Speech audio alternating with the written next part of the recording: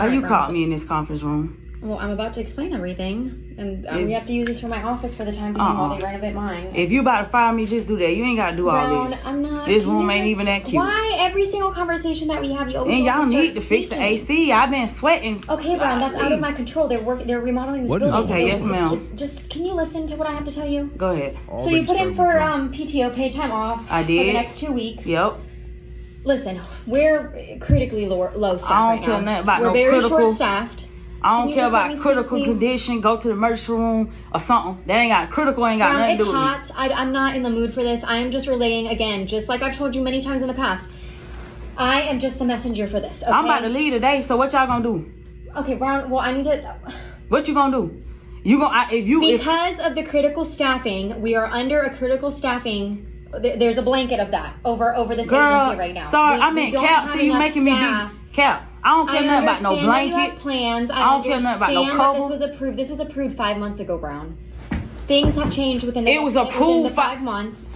Right, please listen to me again. If you have issues at the very end of this conversation, I will let you know. We're going to go ahead so I can be quiet. Okay. Well, in a nutshell, in short, we're denying you that time off, Brown. Okay. You can take the week. This first week, since you already have plans to leave, like you said, tomorrow. I understand that, and I try to fight for you on that end. No, you didn't. You lost the fight. We're able to. I could have given you no weeks off. We're able to give you this first week off. I understand you made reservations. I understand that you have flights that are booked. You can take this first week off. We don't have staffing for the second week. Can I say cool? Can I talk? We don't have staffing for the second week. Okay, I understand. Now can I talk? Brown, if you have any questions or concerns, you know who you need to reach out to. You need to reach out to I'm going to reach out to you. The corporal. I'm going to reach out to you. Either I'm going to be an employee and take off, or I'm not going to be an employee and take off. It sounds like she's about to layer herself off, but I just want to say I hate certain jobs like this. And not every job is like this because, I mean, it really depends on who you're working with, right? But like, it just brings me back to those days where, you know, it was easy for me to get a job at a younger age because it was a lower entry job. I'm not sure. It looks like she's a security guard or something like that. But I was working warehouse jobs at the time. Man, I'm going to tell you something. People know how to argue and make a job site stressful. I'm telling you. It's just not worth it. I was working probably harder than I'm working now. You know what I'm saying? Back then when I was working in warehouses jobs, man. But let me know if you've ever been in a toxic work environment and what made you leave that job, if you did leave. Either way, I'm taking off.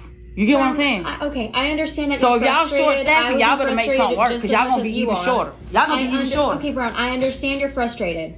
If you have any questions or concerns, that sounds like a concern to me. You can speak up to the lieutenant on that. I am just a messenger for the lieutenant. You finna get a whom and make concern level. That's what you finna get concern. Well, that has nothing to do with me, Brown. Like I said, it's kind of crazy how people. I don't know if this is her manager or whoever, supervisor, whatever, but it's kind of crazy how people talk to each other at a job site.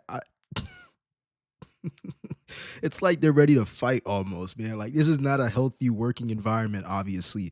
And she sounds like she's not going to be coming back. She's not going to negotiate. It seems like she was supposed to go on vacation. They didn't approve her, or they didn't get back to her till like the day before or whatnot. But I can understand her point. Some companies just could care less. Let's continue. I'm just like a little confused because why put the listing on if you don't have like the budget for the role? Because I like uprooted my life to move over here, and now my job is getting eliminated after 3 months. Gabrielle, I can understand that would be a difficult thing to process. These decisions are taken at the time of your hiring. That was not part of the strategy, but this has been more recent. If you read in the trades today that this is happening company-wide, it's part of the company's broader strategy and not at the station level. Okay. I just want to know too, like, was at the time I was there, I just hope my performance and skill set, you know, showed off and that I did a good job. If they're laying you off at this point, it's almost no point at all to be bringing up your skill set that could have saved you. I don't like, what is it called, beating around the bush. You know what I'm saying? If you're gonna lay me off, lay me off. I'm not finna beat around the bush. But let's continue. while I was in the role. Is there any feedback on that? This decision isn't in any way based upon your performance. This is just part of the overall company's broader strategy. Okay. Unfortunately, this has resulted in your role being impacted, and as of today, you will be relieved of your job responsibilities. Please know that this was a difficult decision, and we fought. Yeah, I know that's a tough talk to go through. Honestly, she relocated and everything. People are getting laid off left and right, and they're not even expecting it. Let's see what the comment section has to say, because I do remember reading a comment where someone said to better prepare if you have to relocate for a job, so you don't end up in a similar situation as her. And the person says, I'm a recruiter here. If you relocate, ask for a sign-on bonus at 6 months pay and relocation budget. Include in the clawback, if laid off, you won't pay it back. That sounds like a fair deal to me.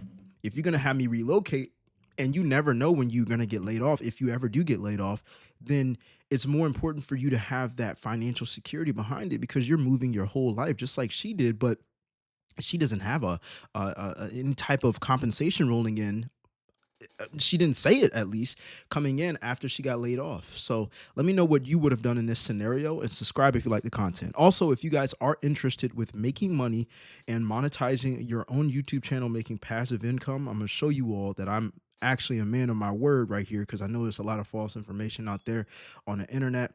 You guys, we're almost at the rate of earning 4 figures every single month on YouTube, and I'm going to show you my YouTube studio right now.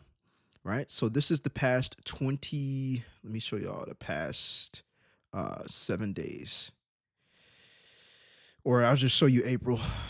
Look how the revenue's been growing. If you guys want to learn how to monetize your own YouTube channel, then join the Cash Flow Creators Club. Link is in the description down below. This is not a screenshot. This is my YouTube studio. Y'all can see right here. You know what I'm saying? All right, and then I'm gonna go to analytics, and I'm gonna scroll down so y'all can see it's updating, right? And every single month, this is how our revenue is growing. The first month we made $86. The second month we made like 100 something. How much is that? $119. And in the third month, so far the month ain't even over yet. We're at $238. So if you guys are interested with monetizing your own YouTube channel, join the Cash Flow Creators Club. Link is in the description down below. Let's continue.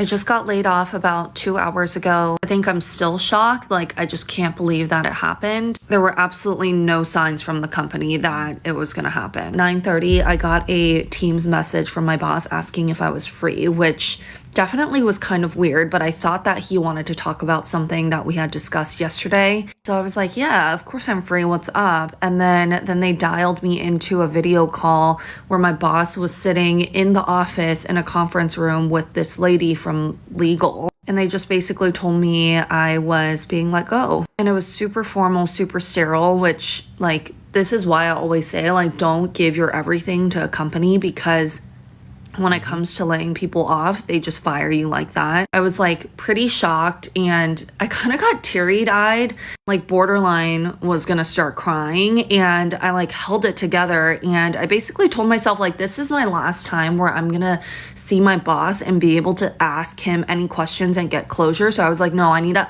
like ask him any questions I have. So I basically asked, like, is this a performance thing? Like, I was doing international marketing for them. Like, is international just drying up and that's not going to be a priority anymore? And he basically gave some vague answer, which was like, no, this is like overall the entire company, we're doing layoffs, so you're just one of many. Then they dialed HR in, so HR started going over my severance package, and then they passed me to IT, where like he wiped my computer and had me wipe my phone. Like, the whole process was like 30 minutes, and basically, yeah, 100%. One thing that she hit the nail on the coffin on was not putting your all into the job. It doesn't mean that you're not competent at your job, you're not professional, you don't do your best at the job. But to believe that the job is the thing that's going to always be there is delusional. You know, we watch these type of videos so we can remind ourselves in our subconscious that, hey, you know what I'm saying? It's important for us to have multiple streams of income. It's important for us to invest into ourselves. It's important for us to work after the 9 to 5, no matter how tired you feel, because the thing is, they can let go of you in the drop of a hat, no matter how secure you think you are. Even for government workers, we know last year and a little bit of the beginning of this year, right? There were some government workers that were not getting paid. They didn't get laid off, but they weren't getting paid. That should be clear enough. Nobody's safe. No matter, even when you start a business, the money fluctuates. It goes up and down, right? But you need multiple streams of income to survive in this economy. Point blank, period. Let me know what your thoughts are on this in the comment section down below. I just got a rejection after a really good final interview, and I think I might be done applying for jobs now. I just can't believe I even let myself be excited about this opportunity. It is just so hard to be excited and be hopeful for a job opportunity just to keep on getting rejected over and over and over and over again. I literally don't think I can do this anymore. Honestly, the last thing I want to hear is people telling me there's something better for me out there. Because how long is it gonna take? I just gotta Yeah, well, this is one of the things in life that I don't like to count time on. It's the same thing as YouTube, but let me connect the dots for you real quick. A lot of the times people will count the time until where they haven't been able to get hired. I count what I can control. I can't control if someone's going to hire me or not. So I don't look at the time span that it's been if I'm not getting a desired result. I can only control the inputs. This is why I don't make goals that I can't control. For example, someone says, well, I want to get a job this month. You don't know who's going to hire you, if they even want to hire you, let alone most people, when they want to get hired, they don't get hired. So the only difference between those that get the goal accomplished and those that don't get the goal accomplished is their systems, because the winner and the loser both have the same goal. And I learned this reading a book called Atomic Habits. The winner and the loser both have the same goal. So what makes the winner and what makes the loser the loser? The loser is on hopeful/wishful thinking. Okay, let me hit apply on these jobs. Let me put my best resume forward. Okay, hopefully they want to interview with me. But the person who's the winner, the person gets hired, the person who is more successful is the person that has systems. Okay, they're going to do the same thing. They're going to make a new resume. They're going to apply for jobs. But what they're also going to do is count how many jobs that they're applying to every single day. That way they're not focused on the 30 days that they are without a job, but they're focused on the hundreds of jobs that they apply to on a daily basis.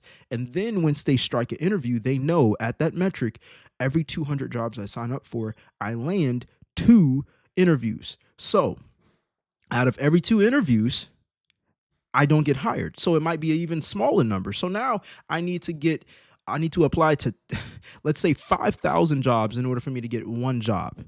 Because out of 5,000 jobs, I might have 40 interviews. And if you have 40 interviews and you still ain't got a job, that's a problem. But I'm just giving you all the math equation behind it and the systems that it takes in order for people to be successful, even before it even happens. You got to be successful up here first. That's what I believe. The mindset comes first. But anyways, y'all might disagree with me on that. Y'all might think the job market is actually terrible and, nobody wants to hire you for whatever reason. Let me know in the comment section down below if you disagree or agree. Subscribe if you like the content. And if you guys are interested with making money on YouTube and having multiple streams of income, making passive income on YouTube, then go ahead and join the Cash Flow Creators Club in the description down below. I'm out.